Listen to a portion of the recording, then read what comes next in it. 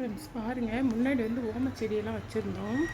அந்த செடி என்னென்னா அது அப்படியே அந்த செடி நல்லா நீளமாக வளர்ந்ததுனால வந்து பார்த்திங்கன்னா பூரா வந்து அப்படியே இந்த இதெல்லாம் வந்து அப்படியே அந்த இருந்து பாருங்கள் எப்படி கீழே விழுந்துருக்குன்னு பாருங்கள்.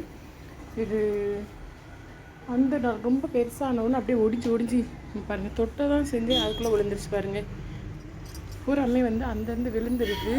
ஆனால் நல்லா வாசலில் நிற்கிறப்ப நல்லா ஸ்மெல்லாக இருக்கும். சரி, இதை நம்ம வேறு எந்த இடத்துலையாவது நம்ம போய் வைக்கலாம். பாருங்கள், வீட்டுக்குள்ளே அப்படியே வந்த உடனே நல்ல ஒரு ஸ்மெல்லாக இருக்கும் இந்த ஓம செடி. இப்போ வந்து அந்து விழுந்துருச்சு.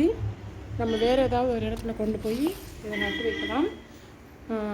ரொம்ப நீளமாக வளர்ந்ததுனால அந்து விழுந்துருச்சு போல் இருக்குது. நல்லா பெருசாக வளர்ந்துருக்கு இல்லையா, அதனால் அப்படியே செடியெல்லாம் அப்படியே டப்புன்னு ஒடிச்சு விழுந்துருச்சு. பின் சைடு தான் வைக்கணும். எத்தனை பேர் ஓமச்செடி வீட்டில் வச்சுருக்கீங்க? இதோட ஸ்மெல் பிடிக்குமா அப்படிங்கிறத சொல்லுங்கள். எனக்கு ரொம்ப பிடிக்கும் இதோட ஸ்மெல்லு. நாங்கள் வந்து வீட்டுக்குள்ளே என்ட்ரானவுடனே பார்த்தீங்கன்னா நல்ல ஒரு ஸ்மெல் இருக்கும். ஓமச்செடி வாசம் அப்படியே, அந்த ஓம வாசம் அப்படியே எடுக்கும். அதுக்காண்டி தான் நல்லா 2 சைடும் வளர்த்தோம். ஆனால் வந்து பார்த்திங்கன்னா பெருசாக ஒடிஞ்சு விழுகுது. இப்போ வந்து நம்ம வேறு ஏதாவது ஒரு சைடு வைக்கலாம். Okay friends, okay bye.